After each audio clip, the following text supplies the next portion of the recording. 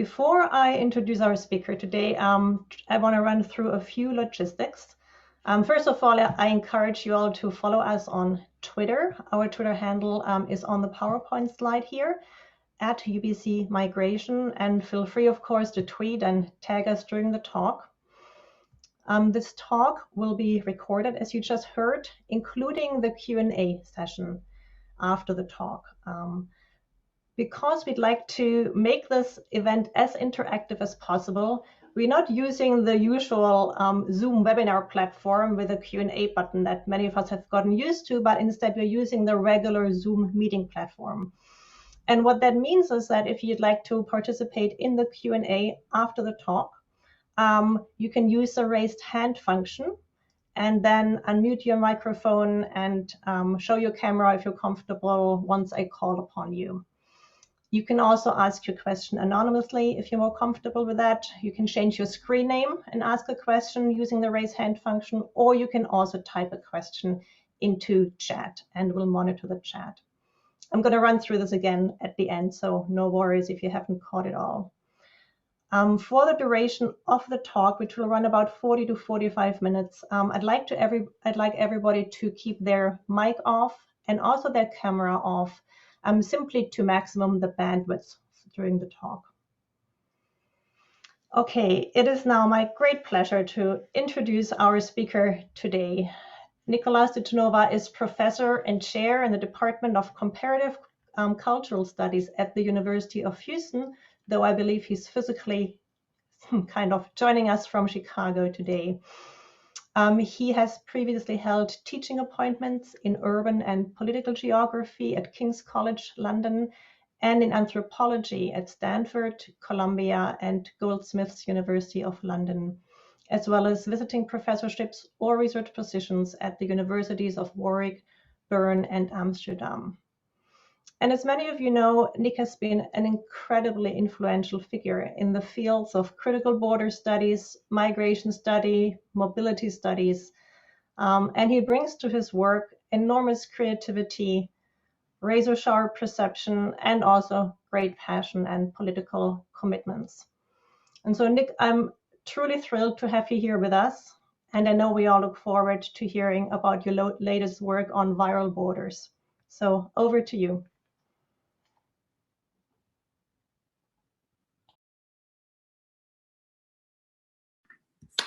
Thank you, Antje. Thank you for that very generous introduction, Antje. Thank you also to the organizers of the event and the invitation to join you. And thanks to all of you for coming out today. I appreciate your attendance and look forward to the discussion. Like all ostensibly natural disasters, the COVID-19 pandemic unceasingly reveals the depths of social inequality, political myopia, governmental recklessness that predictably exacerbate the effects of a more strictly natural calamity. In myriad ways, the pandemic thereby exposes the grotesque disparities in how illness, suffering, and death are unevenly distributed. In this paper, I'm interested in foregrounding how the government or management of the pandemic has manifested itself in various specific instances of the government or management of migration through state tactics of rebordering. By rebordering, I have in mind the variety of tactics and technologies deployed by states to produce borders, and therefore also to continue reproducing them, to maintain and sustain borders, to enforce and to reinforce them. That's to say, I understand borders not to be fixed and objective realities, not inert things, but instead to be the effects of deliberate and purposeful activity, the products, in other words, of work. Hence the efforts of states to manage or govern the COVID public health emergency have become substantially entangled with the ongoing work of producing and enforcing borders. And thus, on a global scale, On a global scale, the public health crisis has been converted into various spectacles of ostensible border crisis. In order to critically think across the variety and specificities of diverse border enforcement regimes and particular situations and circumstances of migration, the autonomous subjective force of human mobility supplies an indispensable analytical lens. Public health is intrinsically a discourse of the state. The COVID-19 global health emergency,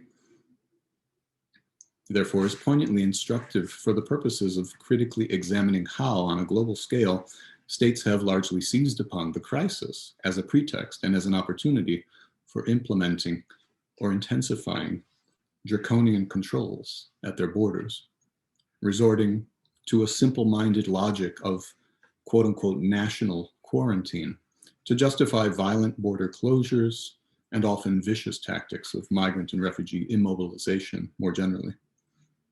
According to the IOM, the International Organization for Migration, at least 174 countries had implemented travel bans, border closures, and other mobility restrictions to contain and mitigate the pandemic, totaling a minimum of 33,712 restrictions as of March 23rd of last year. With the rising panic around the COVID pandemic, therefore, the perceived problem, quote unquote, problem of migration and illegalized migrant and refugee movements in particular, staged as spectacles of unauthorized border crossing, very predictably came to be reframed as a contagion of suspect, unruly, unwashed bodies, presumptive carriers of infectious diseases, and vectors of an uncontrolled transmission of the ghoulish virus. The frequently racialized equation of border crossing so-called foreigners with the putative threat of contagion is nothing new, of course. Nonetheless, like the coronavirus itself, migrants and refugees have been depicted as a disruptive and dangerous menace that somehow intrudes from the outside, from outside the presumptively self-contained space of each nation state, and triggers a simplistic and often cruel logic of implausible insularity and self-isolation in the guise of public health precautions. Thus, the feckless bordering of the pandemic has served to unleash a pandemic of viral borders. Such misguided conceptions of the public health responsibilities of the state are enacted as purportedly protective measures intended not to counteract the transmission of the virus from one human person to the next in a single and continuous population of human bodies, but rather to exclusively safeguard the nation state's citizenry. As exercises in bombastic nationalism, such measures become crudely populist occasions for rebordering the people, where the figure of the people signifies that imagined but ever illusory, quote unquote, national democratic source of the sovereignty of the modern nation state. It's well known that one of Michel Foucault's distinctive and decisive contributions is the identification of the historical emergence of a form of power that exerts a positive influence on life, endeavors to administer life and multiply it, subjecting it to precise controls and comprehensive regulations. This biopower and its biopolitical impulse and mandate for state power to cultivate human life and superintend the parameters of human well-being presents us with a paradox. Confounding classic examples of sovereignty as a definitive power over life and death, as epitomized in the state's customary reliance on its capacity to kill, torture, and execute, with historically unforeseen governmental duties of care. This indeed is the source of what we today customarily understand to be public health. While biopolitics operates for Foucault as an emphatically regulatory power over populations as such, what is particularly salient for our purposes today is the way in which the border emerges as a site for activating what is finally a merciless distinction and a deadly partition between the population that the state construes to be its people, its nation, as constituted by its proper citizenry, and thus the proper biopolitical objects of its care, on the one hand, and another variegated and amorphous population just beyond its borders, or indeed amassing at the border, composed of those deemed to be extraneous to the state's biopolitical mandate. Migrants, refugees, mere so-called foreigners.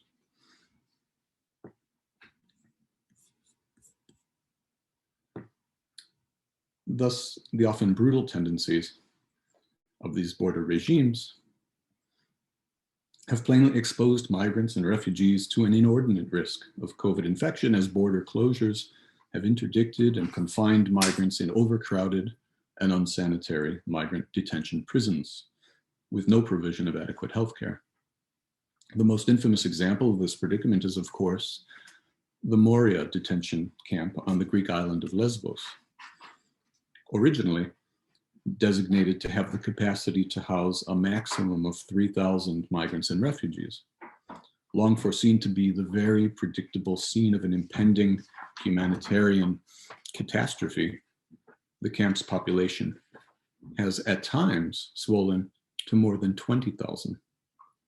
By September of 2020, this notorious so-called reception center, first created as an emergency hotspot for the supposedly speedy registration of newly arriving asylum seekers in 2015, was estimated to contain a population of 13,000 people. As Europe's largest refugee camp, Moria was overwhelmingly populated by people who had fled dangerous conflict zones, with a very large number of families and children, as well as hundreds of unaccompanied minors, trapped indefinitely by the cynical stalemate of a European asylum system that would not process and resettle them elsewhere across the European Union, in outrageously overcrowded and squalid conditions, and now in the midst of the uncontrolled pandemic. Under circumstances that remain controversial and somewhat opaque, the Moria camp was burnt down on September 8th through 10th, a few months ago, in a series of arson fires. The fires quickly ignited portable gas canisters used for cooking and devastated the camp completely. The fires were variously attributed to either the desperation and exasperation of the migrant inmates of the camp protesting the severe medical lockdown restrictions imposed on them by camp authorities after the discovery of 35 positive COVID cases and the more general mismanagement of the pandemic, or alternately believed to be the wanton handiwork of local Greek fascists exploiting the situation. Virtually the entire resident population of migrants and refugees were violently blocked from entering the nearest village, blocked by armed bands of hostile Greek residents, who also created roadblocks to impede the passage of emergency medical teams and even Greek military personnel seeking to reach the burned out disaster site to provide relief. Thus, the newly homeless camp residents were summarily left abandoned to sleep and camp out on the remote rural roadsides. Meanwhile, even while Moria burned, Greek coast guards policing the maritime border were engaged in illegal pushbacks on the Aegean Sea, interdicting unseaworthy boats and rafts and forcibly dragging them and abandoning them on the open sea in Turkish waters. Hence, there are also those migrants and refugees who, in one way or another, get stranded or stuck, immobilized en route, such as those who get blocked at border crossing sites, or pushed back and contained in makeshift self-organized border zone camps, or in shelters or hostels operated by charities, humanitarian NGOs, or solidarity organizations, who must wait out the border regime, hoping to eventually prevail in their migratory projects. Declaring COVID a public health emergency as its pretext, the United States, under the Trump administration, summarily suspended the consideration of virtually all asylum petitions at land borders, relying on an obscure 1944 statute by which the government authorizes itself to block the entry or otherwise expel migrants or refugees purported to be so-called public health threats.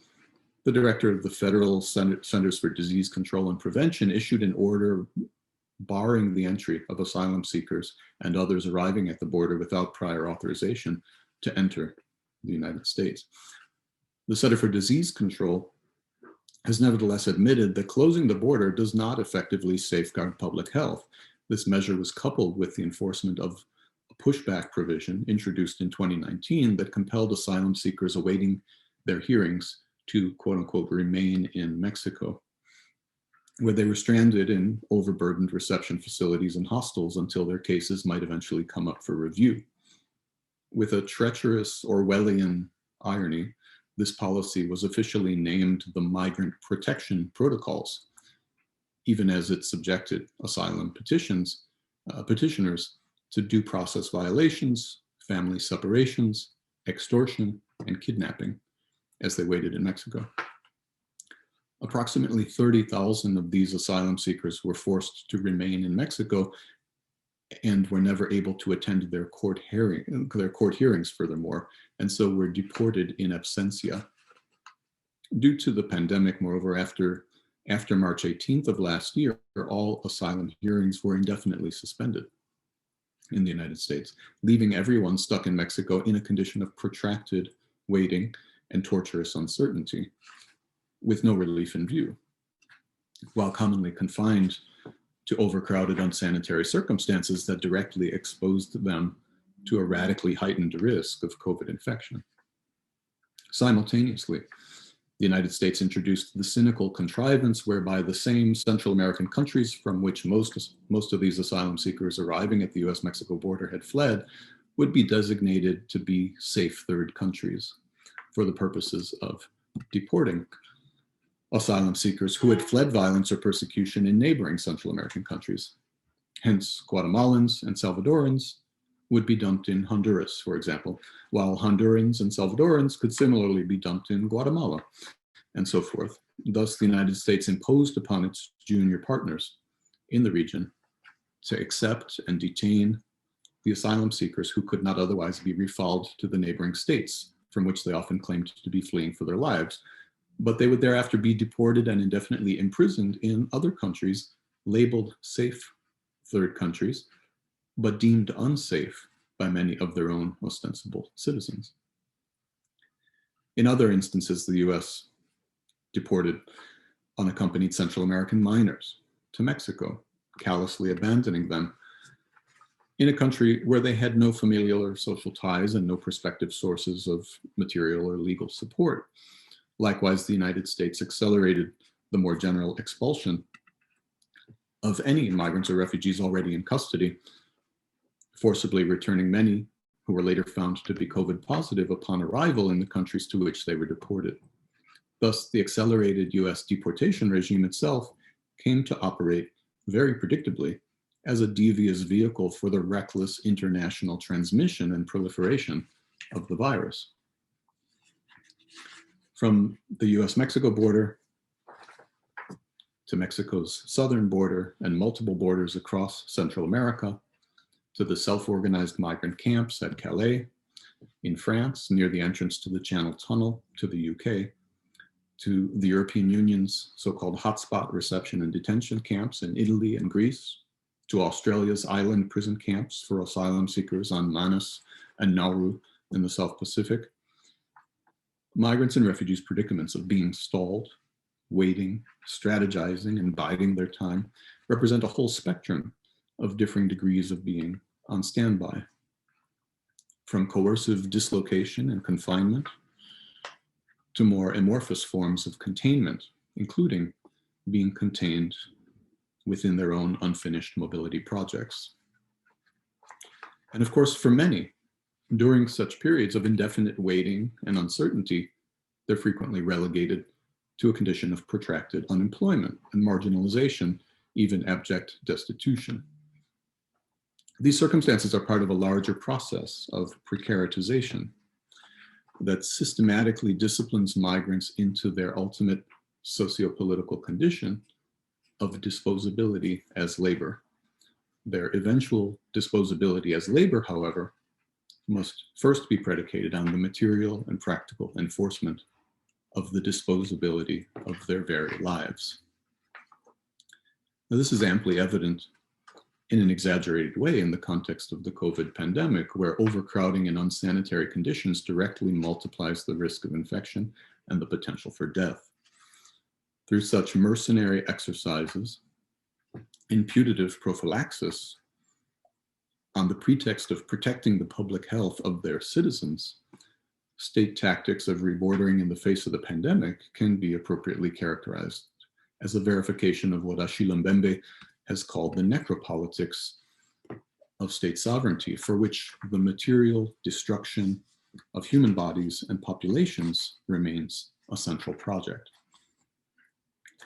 Notably, in the context of the deportation dragnets and mass expulsions of migrants enforced in response to the COVID pandemic, the equation of migrants with contagion has sometimes also characterized the responses of sending states in reaction against returning migrants or deportees, where they are similarly figured as an invasive and unwelcome external vector of disease and viral transmission, even in their countries of origin, the countries of their presumptive citizenship. Hence, during the pandemic, migrants have been increasingly challenged by a double process of rebordering, driven by both the sending and receiving states' false and ultimately futile logic of preemptive and punitive exclusion, commonly leaving the migrants trapped in protracted and indefinite transit, all the while exposed to heightened risks of exposure and infection. From the standpoint of public health, of course, this is plainly a self-defeating strategy that merely multiplies the conditions of possibility for the virus to spread. But it underscores the extent to which a neo-Malthusian public health rationality mercilessly subjects some lives to a statist calculus whereby those human lives are deemed to be expendable and may be disregarded and discounted as affordable deaths. The specifically necropolitical dimension of all bordering is abundantly manifest whenever migrants' lives are effectively deemed disposable, whereby migrants, particularly those who are illegalized, are systematically and disproportionately relegated to conditions that enforce a greater likelihood of their premature deaths. However, this presumptive expendability of migrants' lives is inseparable from the larger configuration of forces that render them to be eminently disposable labor. And here we must recall that Foucault's well-known proposition of the concept of biopolitics, which designates a modern form of power that responds to a general injunction to cultivate life, to make live, as he puts it, is always accompanied by the concomitant prerogative to let die. In this respect, it's also crucial to not apprehend the necropolitics, to not apprehend the necropolitics of borders and migration regimes in a one-sided way as a purely exclusionary impulse, and instead to see the systemic production of border violence and death as intrinsic to the larger biopolitics of these regimes, which produce and regulate illegalized migrants' lives in order to ensure their subordinate inclusion. It's in this regard that we are repeatedly confronted with the apparent paradox that the very same migrants castigated as an undesirable menace, once they've made their way across these violent and lethal borderscapes, are also not infrequently later deemed to be essential workers, whose very disposability renders them indispensable to various well-established labor regimes that routinely satisfy the demands of capital accumulation. Now, poor people everywhere are disproportionately relegated to conditions of precarity, abandonment, and expulsion, and under the conditions of this pandemic, they're very predictably abandoned to the perils of inordinate exposure to the virus, from the homeless, to prison inmates, to slum dwellers, to migrants and refugees. As we've seen, crossing borders, stranded on boats or confined in makeshift camps, imprisoned in detention prisons, or living in overcrowded barrack-like workers' dormitories. The hierarchies of class inequality have been demonstrated in remarkable ways, moreover, as many of those characterized as essential workers are expected to continue working with no adequate health and safety precautions. Among transit workers in New York City, for instance, it has become commonplace to sardonically remark, "We're not essential, we are sacrificial." The pandemic has generated sometimes shocking examples of people being driven by what Marx depicts as the silent compulsion of economic relations to potentially work themselves literally to death.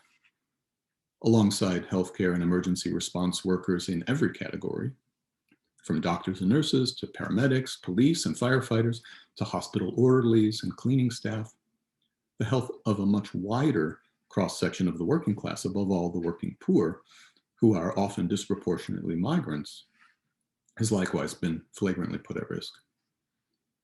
As people are made to gamble with their lives and also those of their loved ones in exchange for the brute necessities of sustaining their livelihoods, the pandemic has demonstrated the grim truth that those whose labor is indispensable are among those whom capital renders permanently disposable.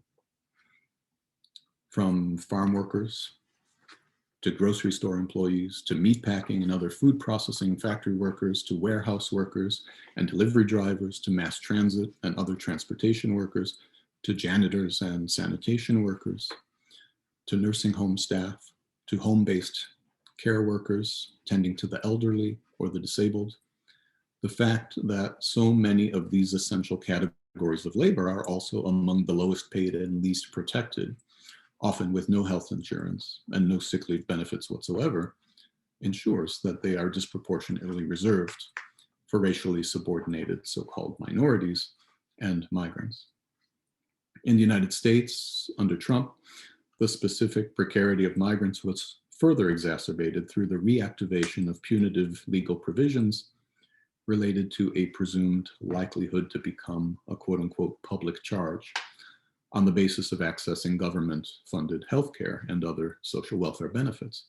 The so-called public charge rule, which had only gone into effect on February 24th of last year, would block or rescind migrants' eligibility for legal residence if they were determined to have used public welfare benefits or services or were deemed likely to use them in the future. Now, whether we consider those often migrant working poor who are inordinately forced to continue working at risk of infection and potentially death on the one hand, or those whose lives are disproportionately ravaged by marginalization, endemic underemployment, or permanent unemployment and poverty on the other hand, the heightened risks of COVID infection and severe medical repercussions have been concentrated on Black and brown people. Ruth Gilmore poignantly proposes that this sort of unequal distribution of vulnerability to premature death may indeed be taken as a very definition of racism. In the United States, where meatpacking plants more or less universally became hotspots of mass COVID infection due to the spatio-temporal organization of the labor process, Donald Trump issued an executive order commanding this industry to keep its workplaces open rather than shutting them down as clear and present dangers to the well-being of their employees and more generally to public health. Republican governors in states dominated by the meatpacking industry likewise threatened workers that if they refused to go to work for reasons of their health and safety, they would be denied access to unemployment benefits. The mercenary efforts of these state officials to coerce such workers to risk their lives on the job in order to bolster the profitability of their employers has been brazen. The contemptuous disregard for their health as workers cannot be separated from their racial subordination, however.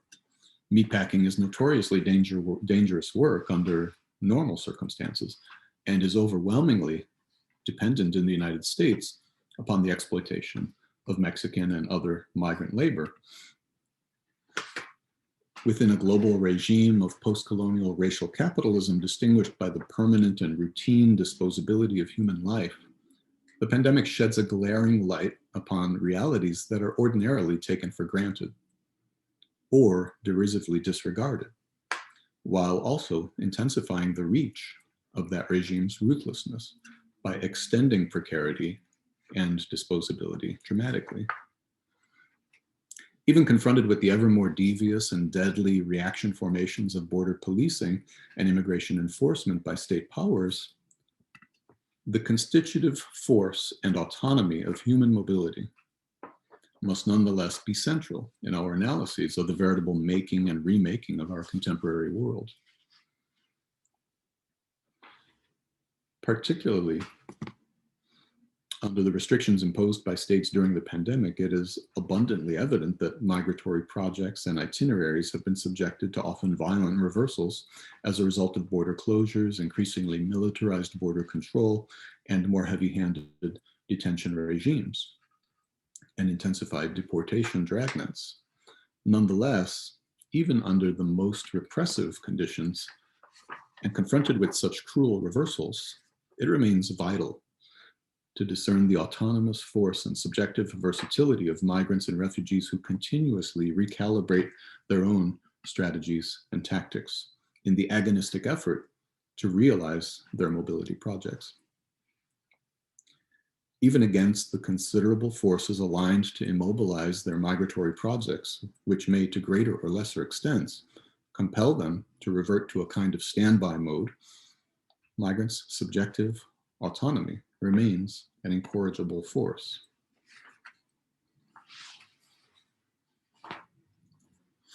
And waiting to be reactivated, their mobilities remain an intractable and always potentially disruptive constituent power. The autonomy of migration is inherently and objectively political, inasmuch as migrants and refugees can be understood to act in a manner that asserts the primacy of their human needs over and against the border and the police and the law and the state.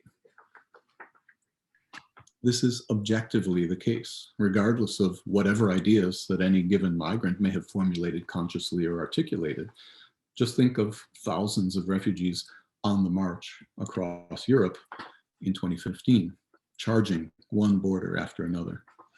Or think of the caravans of hundreds, sometimes thousands of Central Americans who arrived at the US-Mexico border in 2018, triumphantly scaling the border fence in a celebration of their defiance. With the idea of a politics of incorrigibility, I have sought to highlight not only the objective intractability of migrant subjectivity within the workings of state powers that seek to manage and govern human mobility through their border regimes, but also in such moments of deliberate disaffection and defiance. I designate this as a politics of incorrigibility. Moreover, because it confronts state power and its border immigration and asylum regimes with the impossibility of changing or correcting the abject excess that its own system of illegalization has generated and sustained. Proponents of the autonomy of migration perspective, to which my work has contributed, have frequently advanced the proposition that migration can itself be understood to be a social movement in an objective sense. The recurrent mass caravans of recent years, composed of migrants and refugees, mainly Honduran and other Central American women, children, unaccompanied minors, and LGBT persons, signal an increasingly prominent example of such migrant autonomy and collective self-organization as a veritable social movement. These mobilizations have been repeated and persistent occurrences over the last decade or more, organized more or less annually by the Transnational Migrant Solidarity Organization, Pueblos Sin Fronteras, People Without Borders, often in the run-up to the Easter Sunday holiday to evoke the Via Crucis, the way of the cross, associated with the biblical narrative of the Passion of Jesus. The caravans provide a model of collective, organized migrant refugee self-protection against the predations of the migratory journey, as well as an affirmative protest against unjust border and immigration policies. This is precisely the sort of diminutive, but nonetheless audacious refugee self-assertion and self-organization that I, with Glenda Garelli and Martina Tazzioli, have called the autonomy of asylum. In this perspective, the questions of asylum, including the stringent and exclusionary juridical provisions for refugee recognition and protection, and the hegemonic narratives of victimization, persecution, and forced migration, must be rendered apprehensible and commensurate with the irreducibility of refugees' constrained, but nonetheless substantial autonomy, freedom of movement, and subjectivity, whereby asylum seekers petition for protection, yet at the same time refuse to accept the spatial traps and restrictions imposed by the asylum regime's rules of the game. The mass caravans of asylum seekers whose collective mobilization defies the customary and obligatory narratives constructing them as pure victims repudiate and defy the hegemonic expectation that bona fide and legitimate refugees could only ever be the objects of someone else's pity, compassion, and protection, and instead affirm and boldly assert their subjectivity and autonomy. Today, the first major caravan since the COVID outbreak is currently on the march, literally right now. Originating in the Honduran city of San Pedro Sula in the aftermath of the combined economic and social devastation of the pandemic, and then two back-to-back hurricanes, Eta and Iota, in November, but also as a more general repudiation of the violence, corruption, and impunity of the Honduran state, as well as societal violence and endemic poverty, it is perhaps the largest caravan to date, with estimates ranging from 7,000 to 9,000 participants. Upon crossing the border into Guatemala, the migrants and refugees were met with a militarized response that culminated just a week and a half ago on January 17th in a fierce assault by security forces wielding crude wooden truncheons hewn from tree branches and deploying tear gas. Citing the requirement that no one can be granted entry into the country without proof of a negative COVID test, the Guatemalan authorities justified their violent reaction on the basis of quote unquote national security, citing the risk of mass contagion and also criminalizing the caravan with the allegation that it was infiltrated by gang members. A viral border indeed. If the pandemic supplies the pretext for this convulsion of reactive and reactionary militarized border policing, however, the deeper infrastructure sustaining this extravagant and brutal response lies in the subcontracting of junior partner states, such as Mexico or Guatemala, to serve as the de facto border guards in what is effectively an externalization of the United States border regime across the full extent of Mexico, Central America, and beyond. For at least the last 2 decades, the United States has persistently deployed its economic power and political force in order to exert pressure and inexorably enlist and command the compliance of other states across the Americas to marshal their border control, detention, and deportation capabilities toward the ends of intensifying the punitive repercussions for autonomous cross-border human mobility. During the same era, the European Union has pursued an analogous strategy in its own extended so-called neighborhood of externalized bordering from Turkey and North Africa to deep into sub-Saharan Africa. In these ways, state powers in the global north also conveniently outsource the most cruel violence of their border regimes to more overtly illiberal states that operate with fewer pretensions of humanitarianism and greater levels of impunity. This finally is a crucial dimension of the larger underlying dynamic that the COVID pandemic helps to elucidate. The frenzy of rebordering instigated in the face of the pandemic has served to unleash a veritable pandemic of viral borders, an infectious and highly promiscuous contagion of border policing tactics that has spread with a viral ferocity and velocity. However, the viral spread of rebordering has not been occasioned by a random or sporadic sequence of haphazard interactions and exchanges, but rather by the steady, predictable, and largely systematic integration and consolidation of border regimes that exceed the limits and constraints of any single nation state's sovereignty or territorial jurisdiction. This, of course, is not to suggest that these border regimes are somehow not riddled with their own conflicts and contradictions, but it does nonetheless underscore their transnational, intercontinental geopolitical scope.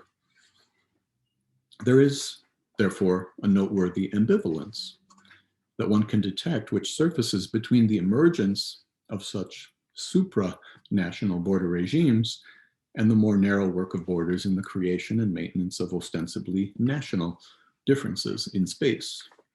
Such spatial differences generated by borders, or more precisely by these border-making activities, are first and foremost associated with the sovereign power of nation states and the ways in which nationalism partitions the whole globe and subdivides humanity into separate populations.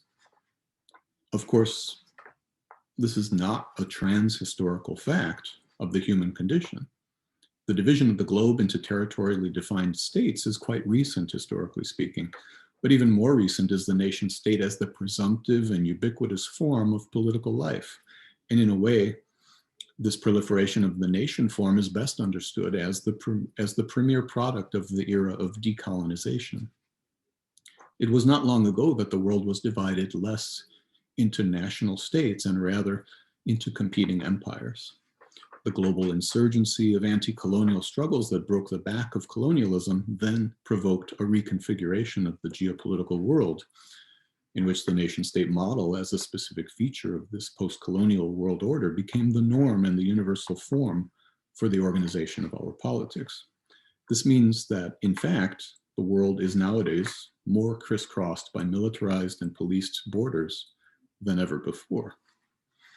In that sense, borders are means of production for the maintenance of differences across space that contribute to the nationalist project, whereby each nation state must produce a subject population in its own image, and thereby produce its putative national people, the fictive people that is not only the conceit of every populism, but also the hallowed premise of modern state sovereignty.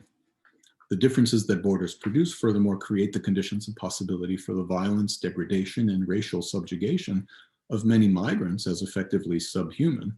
And this is especially pronounced in contexts where migrants from the world's poorer, formerly colonized countries aspire to transgress the borders of the richest countries. Those richest countries, of course, are the imperial or formerly colonialist countries whose wealth, power, and prestige were accumulated on the basis of long histories of conquest, pillage, and exploitation, precisely in those countries from which an inordinate number of migrants come. In this respect, we can understand contemporary migration as a key site where our global post-colonial condition is realized and made manifest. And likewise, both the proliferation of borders on a planetary scale and the increasing consolidation of supranational border regimes, which encompass and integrate multiple state powers, emerge as complementary sites for staging the unfinished business and open-ended struggles of our global post-colonial condition. In all of this, however, the proliferation, fortification, and re-entrenchment of borders remains fundamentally a reaction formation, responding always to the primacy of the autonomy and subjective force of human mobility and the elementary exercise of our existential freedom of movement. And the transnational, intercontinental, geopolitical scope of these border regimes is indeed a kind of inverted, reverse reflection of the truly global character of these formations of human mobility themselves. This is what the caravans illustrate in a resplendent way. The autonomy of migration and refugee movements repeatedly presents itself as an obstreperous subjective force, and indeed a pronouncedly post-colonial reprise, enacting various configurations of human life in its active, productive relation to the space of the planet, and thereby reasserting the primacy of human life as a mobile constituent power in itself. The migrant politics of incorrigibility then is radically open-ended. As in the mass migrant protest mobilizations of 2006 across the United States, such a politics of incorrigibility is well expressed in the chant, "Aquí estamos y no nos vamos, y si nos sacan, nos regresamos." Here we are, and we're not leaving. And if you throw us out, we'll come right back. In effect, migrants in such moments not only defy the system, but also confronted with its own irreconcilable contradictions and dysfunction. The millions who rallied and marched in those mobilizations were effectively saying, not only here we are then, but also where do we go from here? By implication, the migrant politics of incorrigibility boldly articulates the contentious insistence that another world must be possible. Thank you.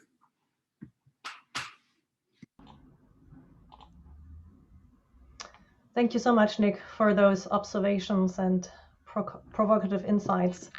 We're going to move straight into the question and answer period now. Just a reminder to everybody how we're going to do this. Reminder, we are on a Zoom meeting platform. There is no Q&A button. So if you would like to ask a question, please use the raise hand function and I will call on you. Once I do so, please unmute yourself. And if you're comfortable, also switch on your camera so Nick can see you. If you prefer to ask a question anonymously, you can change the name on that comes up, your screen name. You can also simply type in a question into the chat function.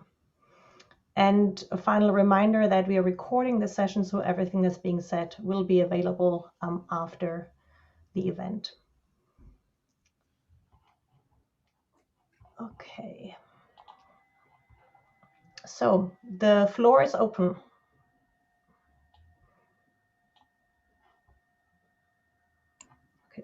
Maybe while everybody gathers their thoughts, let me start out with a question. And Nick, I think a lot of what you talked about focused on the US, focused on Europe, but of course we're in Canada here and trying to make sense of all of that from our side of the border.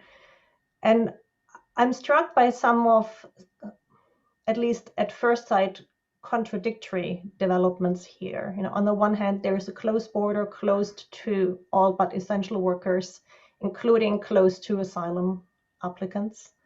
Canada resumed deportations in November of last year, so people are being moved out of the country through coercion. And a lot of things happening that fit the patterns that you describe. At the same time, we also see some programs that I think they're open to interpretation how you see them, but they don't, at least not as neatly follow that narrative. For example, we've seen the announcement of two regularization programs, one for asylum seekers who've worked in the healthcare sector during the pandemic, being able to apply for permanent residence as a result of being at least exceptionally valued for their services. That's the language that is being used. There also is a small program regularizing spouses and common law partners of asylum claimants who have died as a result of the pandemic here. And I'm sure you, pointing to other countries, you may be able to pick up on other similar kind of small scale developments. And so I'm wondering, how do you make sense of that? Where does that fit into your narrative? Yeah. Yeah, I mean,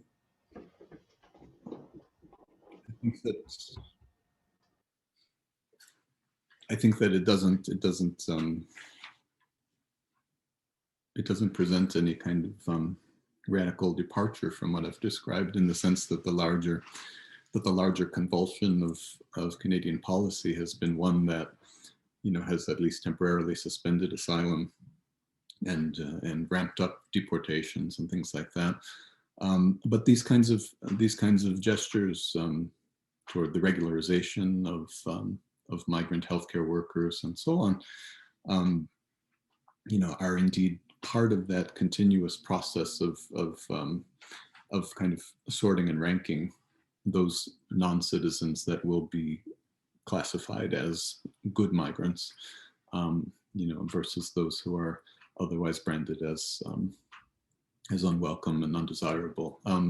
So there is a way that you know, that sort of performance of so-called essential services, um, healthcare work, in particular, as a service to the nation, then becomes the premise for a certain kind of a kind of more inclusive gesture, you know, a kind of recognition and reward that is still predicated on a fundamentally nationalist set of conceits about who belongs, who deserves, and so forth. Um, I mean, I think that there's room within the spectrum of what I've described for simultaneously these more inclusive and more liberal gestures, and at the same time, these more draconian ones that are more ostensibly exclusionary. I think the bigger point that I'm really trying to emphasize is that even what looks most severely draconian, most blatantly exclusionary, is always, in fact, part of a larger process that is inclusionary. Um, and that process of inclusion, in my argument, of course, is I'm emphasizing that it's a process of subordination. It's a subordinate kind of inclusion. And I'm emphasizing the examples of, you know, undocumented migrants labor and things like that. But this is the other end of that same spectrum, which is to say a certain kind of deservingness, a certain kind of reward is fashioned according to the conceits of nationalism as, you know, the sort of prospect that can be held out in the distance for those who earn it, you know, and who, through various kinds of extraordinary service or a kind of eligibility that's earned only through a series of, you know, protracted kinds of tests and endurance through various kinds of obstacles, eventually sort of qualifies someone. You know, so a comparable example would be the DACA program in the United States. The eligibility requirements are quite stringent and quite exclusionary for many people who might otherwise be considered to fit the same category. You know, the same thing is true of other regularizations, that on the one hand, every regularization project, every so-called amnesty,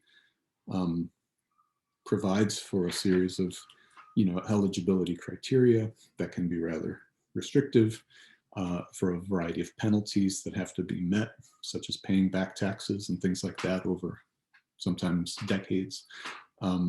But then also it becomes a foreclosure of the prospect for people who don't meet those criteria.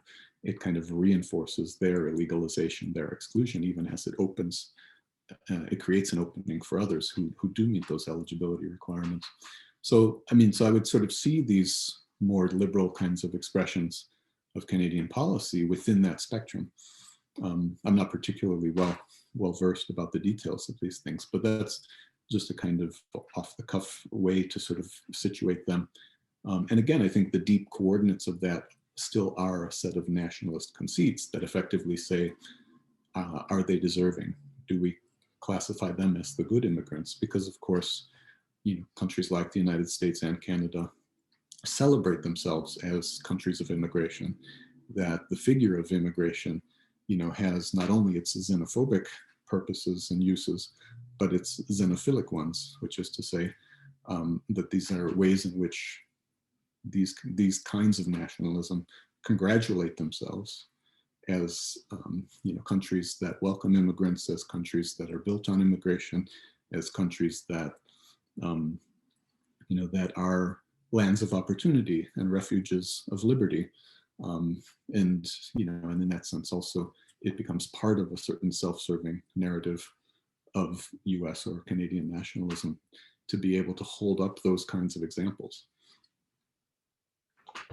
Yeah, and I think those are quite distinct in terms of, right, whether you're focusing on exclusion toward migrants or kind of allowing for a positive narrative to deflect from what is really happening in terms of those who may be pushing against that domestically. Okay, we have a few questions in chat that I'm going to start us out with, but you can always raise your blue hand and I will also call on you. This is a question from Victoria to you, Nick. Thank you for this fascinating talk. While you spoke much about irregular migration, it seems that the pandemic also instigated a faster rollout of biometric controls at irregular border crossings and more health checks, such as negative COVID tests, taking temperatures, for nationals and foreign residents alike who are granted mobility rights as exceptions. How, as scholars, can we address the growing health-related checks and digital identities of migrants and asylum seekers, possibly recorded in international databases, when analyzing rebordering during the pandemic and its aftermath? It's a long question. Were you able to get all of that? Can you just repeat the last part, the actual question at the end? How, as scholars, can we address the growing health-related checks and digital identities of migrants and asylum seekers when analyzing rebordering during the pandemic and its aftermath? Yeah, I mean, I think it's a fascinating question. I'm not sure I have the answer, but I think, Victoria, you're right to identify that there is one of the sort of opportunities presented for state powers in relationship to these kinds of rebordering is to expand the purview of various kinds of biometric controls, and also the introduction of you might think of as de facto public health passports, as it were, a kind of sanitary bordering, or kind of public hygiene bordering. I'm not sure. And again, the other point is that these things imposed at borders have almost always been first and foremost directed against non-citizens, and then very quickly serve to contaminate the degree to which those kinds of those efforts at control then come to bear upon citizens as well. So in those ways, it's a quite familiar pattern whereby citizenship itself is always sort of vulnerable to the contamination by new kinds of incursion of state power and surveillance into into what otherwise we would think of as civil liberties. But the problem of biometrics, of course, is a more general one that has been with us now for some time in terms of the kind of expansion of the degree to which new technologies facilitate new kinds of surveillance capabilities, and they become embedded in our very, our very passports, in some instances, in people's very bodies. So then the body is repurposed, as in the use of retina scans and things like that, to sort of serve the purposes of this kind of expanded control. I mean, one side of that, I think it's important to recognize, means that a certain kind of compliance and docility on the part of citizens, a certain kind of surrender to the invasion of our bodily privacy, becomes a trade-off, a kind of deal with the devil for increased ease of mobility, right? So then you have Didier Bigot, for example, has an argument about how various kinds of mobility are facilitated, particularly for travelers who comply with these kinds of biometric controls. And then the experience is that you somehow have a greater ease of movement, a greater freedom of movement, but that's a peculiar construction of freedom, as fewer forms of interference, fewer forms of the state actually laying its hands on your body, a quicker kind of passage in the course of airport travel, for example. But the cost of that, of course, is that then there's a greater subjection to new kinds of surveillance and new kinds of control. So again, the crisis, the public health crisis presented by the pandemic becomes an opportunity, an occasion, and a pretext with respect to various kinds of new expressions of power that expand, in a kind of gratuitous or opportunistic way.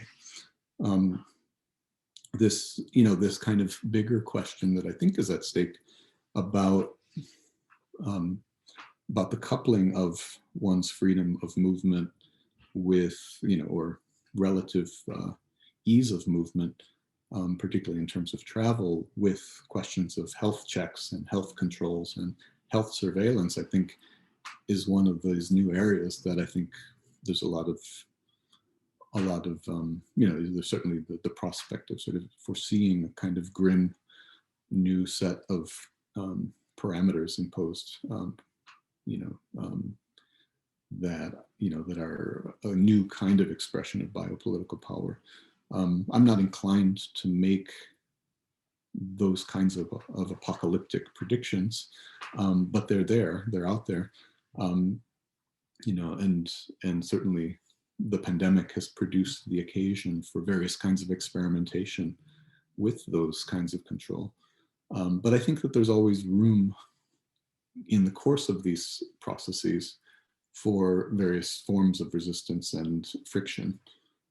So I don't think that these things are resolved in advance. I don't think they're foregone conclusions. I think that, rather than sort of make a declarative point one way or the other about what it means, I think that it's about that tension between the experimentation on the part of state powers with opportunities for opportunistically expanding various forms of control and extending various forms of surveillance, alongside the fact that people may or may not be compliant, people may or may not create the kinds of resistance and friction that make these things counterproductive and unviable. So. Okay. I have a question by Albert. Albert, I saw your camera on for a second. Do you want to ask it yourself, or do you want me to just read out? Be great if you ask yourself if you're comfortable. Yeah, maybe I can make it shorter than in the chat. Well, Nick, thank you so much. Really fascinating. I just was trying to grapple a bit more how we can combine these questions about inclusion, exclusion, not just concerning immigrants, but also concerning Indigenous people and other people of color. And how could we use the concept of borders to look into inequalities and racism if we not only look at immigration and national borders, but also national populations, people that already have citizenship, and not just in the United States, but also in Mexico, as you very clearly made your point, also on the southern Mexican border and in Central American states. Yeah. Let me ask you, Albert, to say more about what you're thinking about. I mean, is the question more about borders, or is it about something else? I'm not quite clear. Yeah, well, maybe we could say we might also talk about borders as inclusion as borders in countries as well. So I think it's more or less one big problem of racism, inequality, mobility, or regulating mobility that is intersecting here. Like that's connected. So I would like to know a bit more about your take on how we could conceptualize these problems that are often not just categorized as belonging to the realm of mobility. Mm-hmm.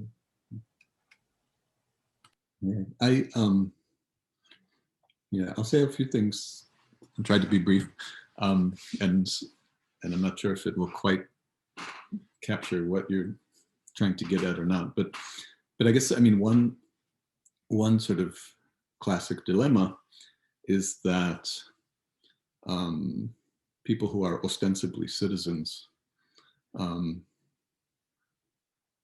And I say ostensibly because of course, their citizenship has always been a subjugated type of citizenship, such as, racially subordinated groups, Indigenous people,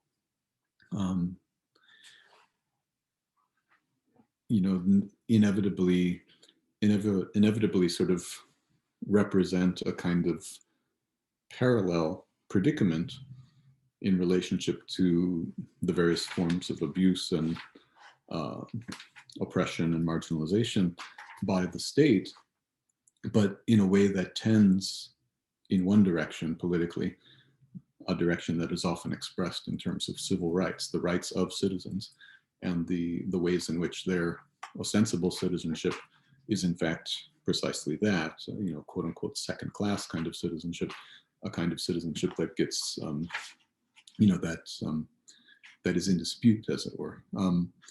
But my point is that it frequently struggles around racial justice among people who are minoritized by a given state tend to often be expressed in terms of the politics of civil rights, which is to say the rights of citizens. And that oftentimes is articulated, at least in a way that can be understood to be kind of the opposite of the struggles of people who are abundantly, evidently not citizens, right? I think that, an important part of what I'm trying to think through many times are the affinities and analogies between those two kinds of struggle, right? And that's why I think it's important, on the one hand, to question the validity, to question the substance and consequentiality of citizenship and the pretense or the kind of hallowed kind of aura that surrounds the question of citizenship. A classic example that I'm always reminded of is that in the course of the civil rights struggles in the 1960s in the United States, Malcolm X famously said, to use an analogy, said, if you're having a feast and you invite me to the dinner table and I have a plate but no food, you can't say that I'm a diner, and he was directly sort of challenging the notion that there could be such a thing as second-class citizenship.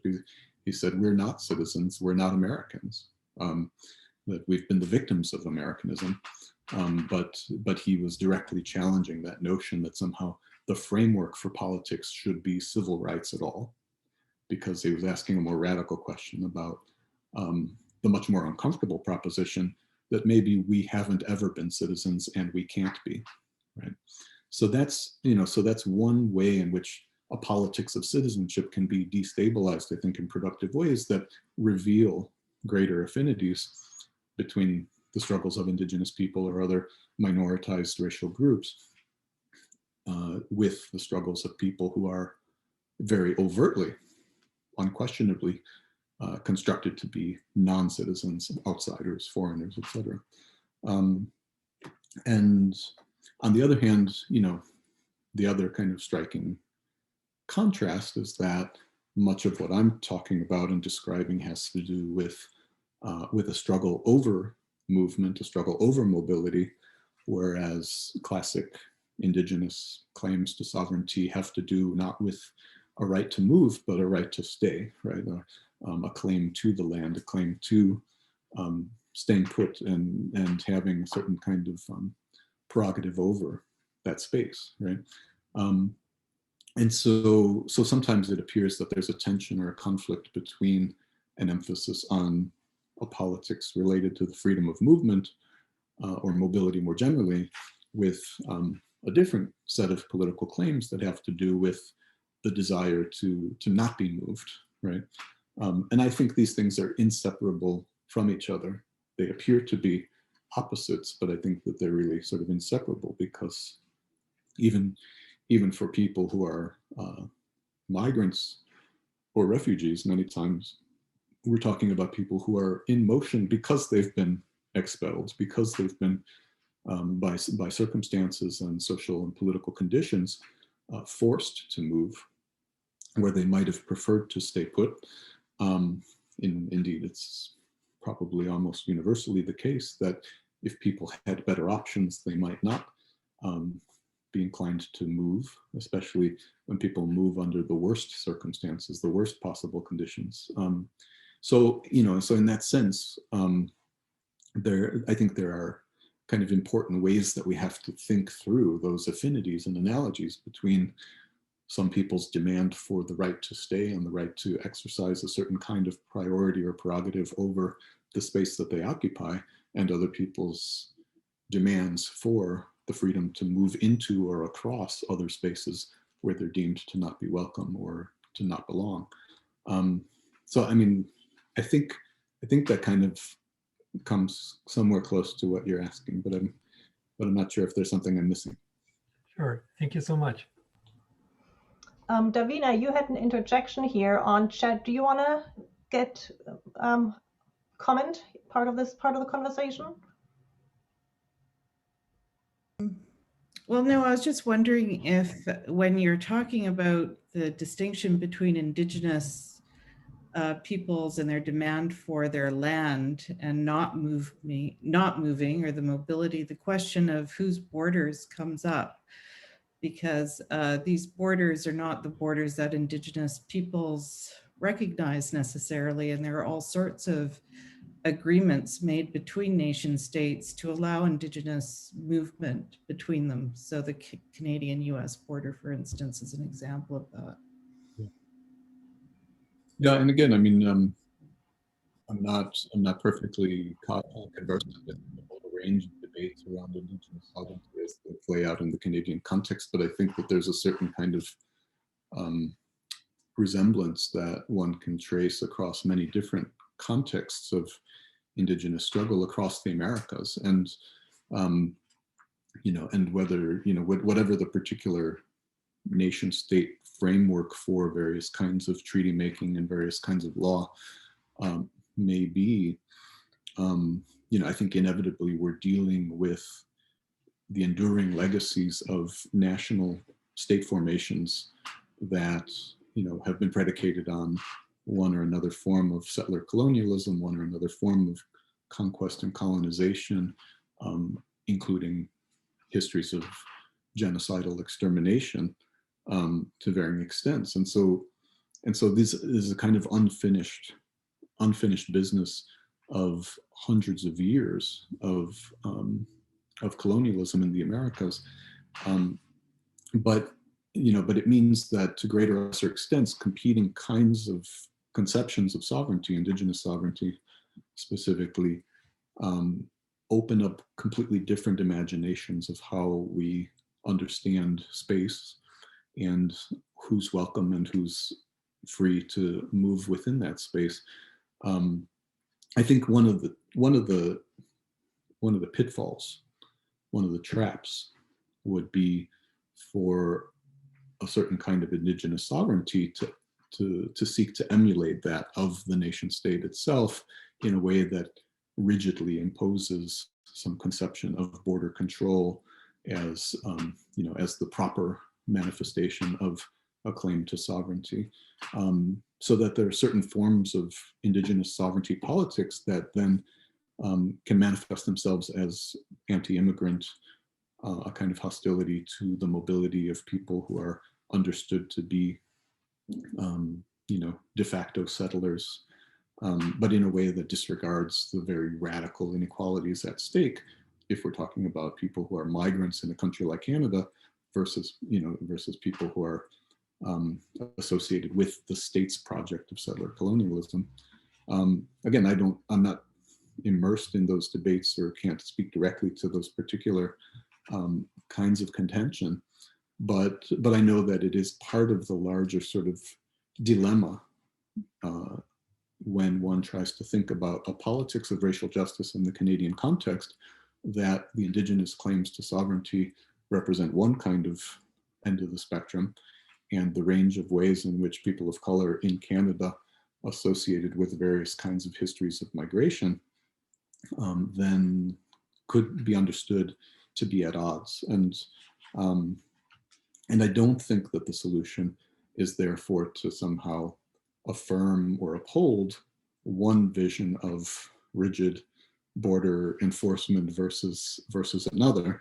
I think that the problem is that is that what we're dealing with is ultimately the relationship of the human species to the space of the planet, and that then we have to sort of work through the relationship of various kinds of claims, various kinds of people exerting and exercising various kinds of freedom of movement in relationship to a space that ultimately we all have to find the way to inhabit together.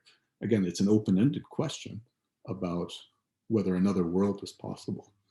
I don't think that other world is one that can be reduced to some kind of vision of a past or prior world that preceded the existence of all of the history that's come between then and now. I think that we have to be able to sort of open up our imaginations in a radical way to the possibility of a vision of a different way of life that in many ways is still unresolved.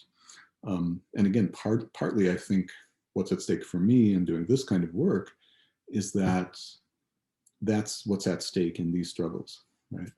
And whether or not migrants and refugees articulate those things, their very action in an objective, material and practical sense, their exercise of their freedom of movement, their assertion of the primacy of their human needs over and above and against any state formation, any law, any police, any border, calls the question in a way that I think is incredibly powerful and productive for us to think with in order to begin to imagine what could that other world be.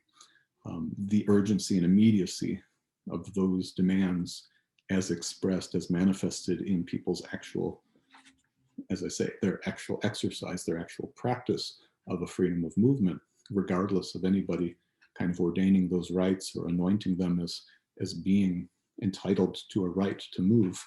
The fact that they move because of the urgency of their needs, I think is instructive. And again, it's one kind of claim that exists alongside of a whole variety of others. But I think it's a deeply counterproductive dead end for variously marginalized and subjugated groups to somehow get played against each other in a kind of race to the bottom over competing claims. So that I think is part of the dilemma. Does a counter claim to indigenous sovereignty kind of mimic the forms of sovereignty associated with the modern nation state and therefore with its conception of borders?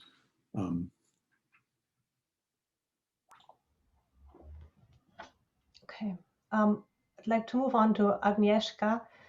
Would you like to ask your question yourself, or do you want me to read it out? Yeah, if you can hear me. I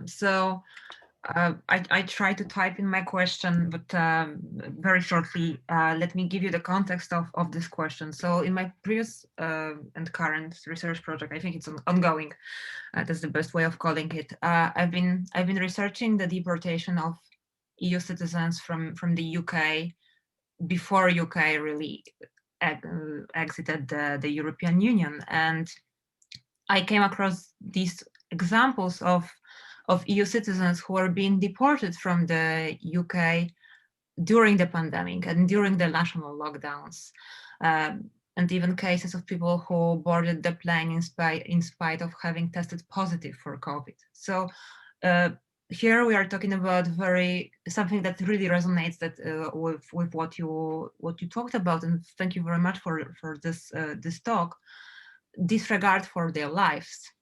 However, the interesting thing of this case is that we are talking about people who come from Central and Eastern European Union countries, be they Polish people or Romanians. Many of them are white. So I wonder if this disregard for their lives, that is obvious, should be classified as racism. And I'm asking this because I'm trying to work through this and write about this case. And scholars classify it as racism or cultural racism. But I would like to know what's your take on this disregard for Eastern and Center European Union people's lives. Yeah, I appreciate this question. It's one that I'm very interested in, and part of my interest in it has to do precisely with, well, I'm interested in it for two reasons. One is that many of these people come to be racialized as white or are presumptively white. Many of these people are also Roma and are, already racially marginalized and subordinated as non-white. And so there is a way that I think that the treatment of Romanians and Bulgarians in particular, but more generally of Eastern Europeans, particularly in the UK, has been contaminated by a certain notion that, a certain kind of affiliation with the negative status attributed to the Roma, and I think that's instructive because it calls into question precisely that proposition that many of them are white, right? I mean, so in other words, I want to destabilize and unsettle any notion that we know what is white or who is white, right? I want to destabilize and unsettle the presumption that because someone has, a pale complexion, that they are automatically white, right? And I think the UK is a very good context in which that conceivable, if you will, racialization of Eastern Europeans in particular as something that is somehow not quite white, or somehow at the margins of whiteness, I think is a very productive site through which to really understand what's at stake in thinking about race, right? That we need in a thoroughgoing way to to abandon and repudiate any notion, any residual notion that somehow race is really about, some kind of presumptive biology, that there's some objective truth to race that we can actually call in some confident and straightforward way any given category of person as inherently and presumptively white. I think all of those things are problematic, and they speak to the history of the social and political production of whiteness as a racial formation, in which the whole history has always been about reconsidering who can be counted as belonging to that exclusive and privileged club within a framework of white supremacy. So if you look at the whole historiographic literature in critical whiteness studies going back to the 80s and 90s, particularly with respect to the US history, each new European origin group had to somehow earn its place within whiteness. There was a question, are the Irish white? And then one group after another, to the point that you then had, those who are, whose whiteness was most dubious, Italians and Jews from Eastern Europe, are they white? And of course, in the course of that history, you have evidence for both things. You have racial violence, you have racial discrimination, and at the same time, a process whereby groups are compelled to earn, through their active collaboration and complicity, to earn a place in the category of whiteness by becoming, de facto soldiers in the lynch mob, and if not that, then at least people who are complicit and complicit with that kind of racial violence. So again, that whole history and that whole body of work that gives us an insight into what the real continuous process of making and unmaking and remaking racial distinctions is about, means that what's happening in Europe today, particularly with respect to Eastern Europeans, continuously asks us to sort of see the ongoing processes of racialization, the ongoing work of making those racial distinctions consequential and meaningful. So again, given the status in the UK example of Eastern Europeans, including those who are non-Roma, as a subordinate kind of migrant labor, it's not a foregone conclusion in my mind that they're white, right? They might have an investment in claiming whiteness, in being counted as white. There is a larger politics of Europeanness in which they also have an unequal stake in a debate over who counts as European and who historically can be understood to be properly European, and an ongoing work of deciding that Europeanness is itself a racial formation that is identified with whiteness. But again, all of those things are riddled with contradictions and conflicts. And all of those things reveal that the same effort toward homogenizing them into some kind of sameness, is actually about concealing at the same time what are real inequalities and real hierarchies. So then there's always this question at the margins of Europe, when does the whiteness of Europe start to bleed into a kind of not quite white status? And I think that's inseparable in some instances from the question of when do you become, not white because of an affiliation with some kind of history that attributes you the status of somehow being Muslim or Roma or Jewish, etc. Right? You have a whole variety of histories that then inform the places where there are fault lines, where there's a kind of unstable, unsettled question there. But again, I remember very starkly in the run-up to the deadline after which Romania and Bulgaria were going to, the people from those countries were going to be allowed access to the UK without restrictions, and there was a kind of panic and hysteria in the public discourse about whether that meant that people would be, flying en masse by discount airlines into the UK in order to be able to collect the presumably beneficent welfare benefits of the British welfare state.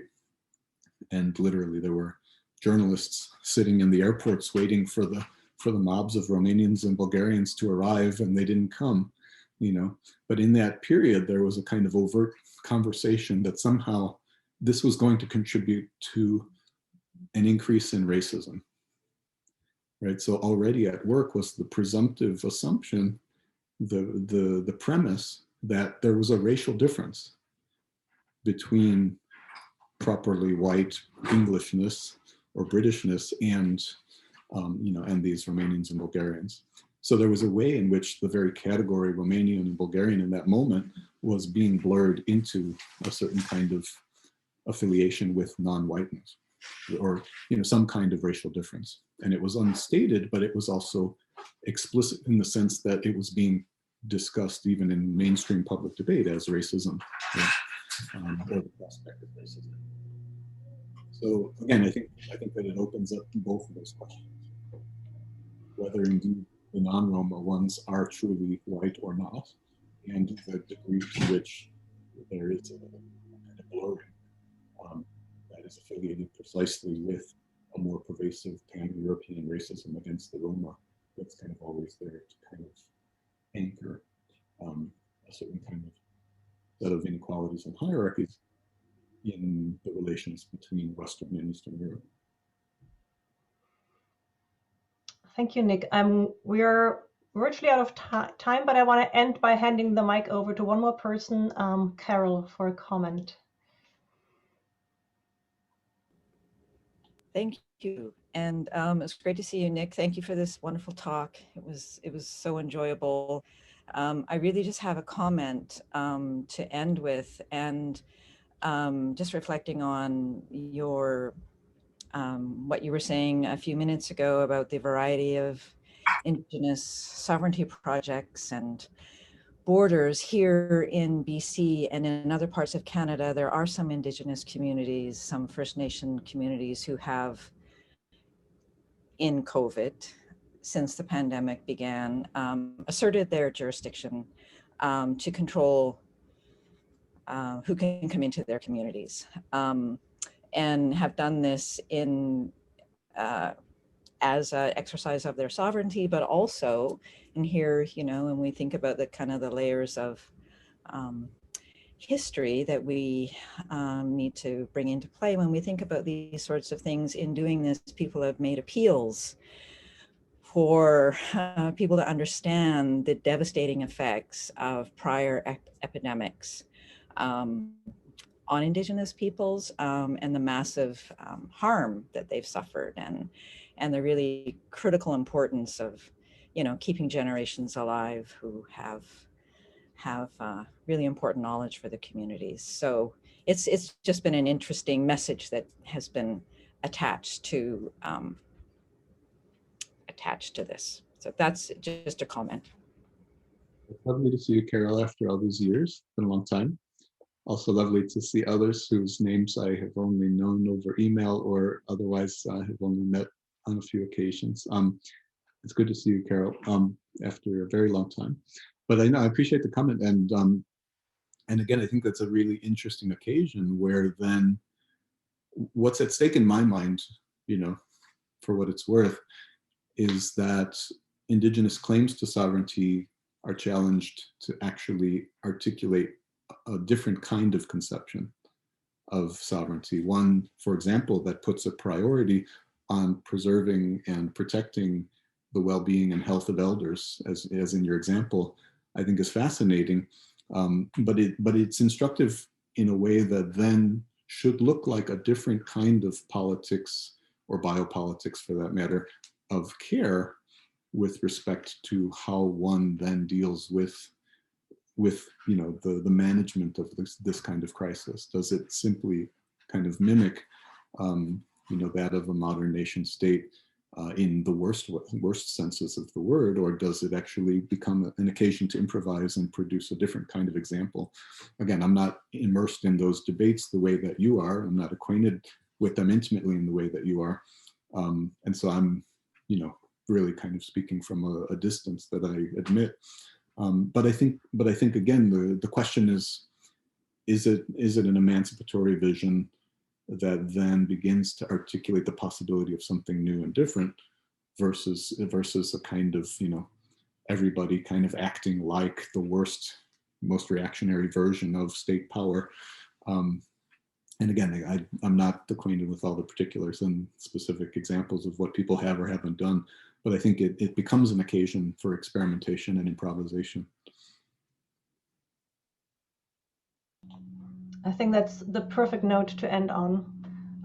Thank you, Nick, from behalf of all of us, for giving us the space for critical reflection on borders, public health, and race. And I'm glad we also could think about Indigenous sovereignty in that context.